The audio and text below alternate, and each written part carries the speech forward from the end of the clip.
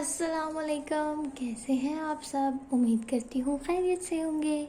आज हम उर्दू की कॉपी का काम करेंगे। बाकी उर्दू पे तो हम ट्रेसिंग करते हैं, थोड़ा थोड़ा सा लिखते हैं, लेकिन उर्दू की कॉपी पे हमें थोड़ा सा ज़्यादा लिखना पड़ता है। चलिए स्टार्ट करते हैं। सब अपना सफ़ा नंबर 15 खोलिए। तो आज हम क्या पढ़ेंगे। आज हम जीम पढ़ेंगे। ये तो हमने पहले अलिफ भी पढ़ा, अलिफ मद्दा भी पढ़ा।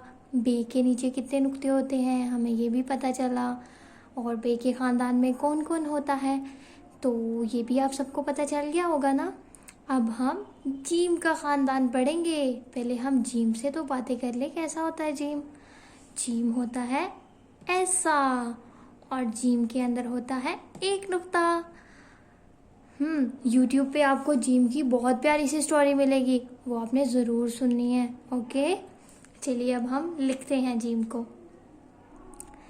यहाँ से हम शुरू करेंगे और ऐसे जीम का पेट बनाएंगे और उसके अंदर एक नुक्ता डाल देंगे। दोबारा से, शाबाश, सबने अच्छा अच्छा सा काम करना है। ये आपको काला नुक्ता सबको नज़र आ रहा है। अब हम यहाँ से जीम लिखना स्टार्ट करेंगे। थोड़ा सा ऊपर ऐसे स्ट्रेट लाइन, और फिर इसका पेट बना देंगे ऐसे। आपको पता है जीम थोड़ा सा लाइन से नीचे होता है, थोड़ा सा ऊपर होता है और थोड़ा सा नीचे होता है, और आपने भी ऐसे ही करना है। ये देखिए ज़रा, ऐसे और ऐसे। आराम आराम से आप लिखोगे तो जीम बहुत प्यारा सा लिखा जाएगा। अगर आप जल्दी जल्दी लिखोगे तो फिर तो नहीं अच्छा लिखा जाएगा। देखिए मैं आराम से लिख रही हूँ, अच्छा लिखा जा रहा है ना। ऐसे।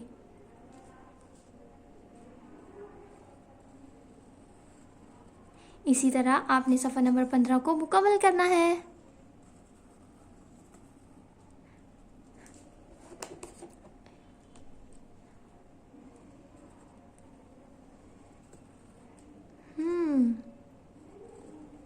सबने प्यारे प्यारे से जीम लिखने हैं और मुझे फिर चेक भी करवाने हैं, और फिर मैं आपको बताऊंगी कि आपने जीम कैसे लिखे हैं।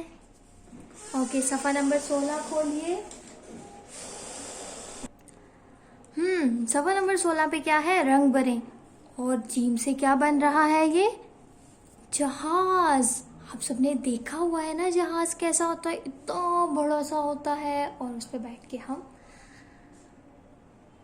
कहीं पे भी चले जाते हैं, है ना।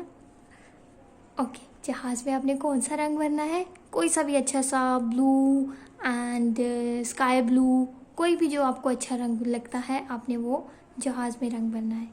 ओके, अल्लाह हाफिज़।